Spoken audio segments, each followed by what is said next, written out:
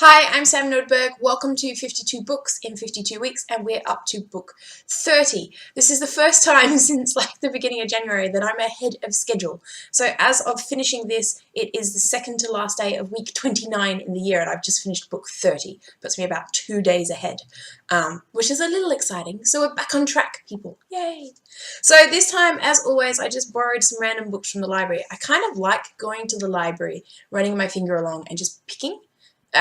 Based purely on looks. Sometimes I'm just like, that looks like an interesting cover.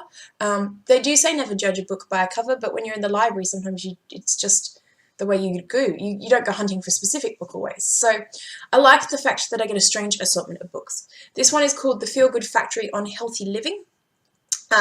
It is just an assortment of how to look after yourself in all sorts of different ways. It moves from exercise to sleep to food to stress.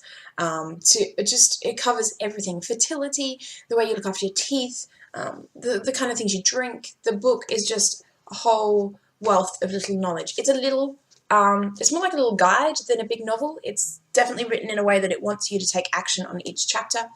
It's great for looking at things like forgiveness and the way we deal with stress as well. So look, it was a nice read. It was an interesting read. Again, as I find with a lot of these health and fitness books, there wasn't necessarily anything groundbreaking or anything where I'm like, oh, I never knew that. But I feel like there is a big difference between knowing things just because you've seen them lots and actually doing them, which obviously I'm not always doing. It did really reconfirm that I do have some good habits, but it also reminded me that I have some terrible habits that perhaps I need to clean up. And I think that's the point of why I read these things, because sometimes you just need an outside reminder that you do know what to do, you just have to do it. So yeah, it's called Healthy Living.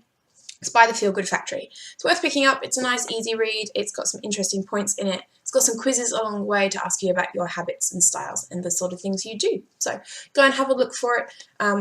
What am I going to be reading next? I'm not entirely sure, actually. I've got to drop a pile of stuff back at the library, so I'm sure I'll come back with a random assortment of new things.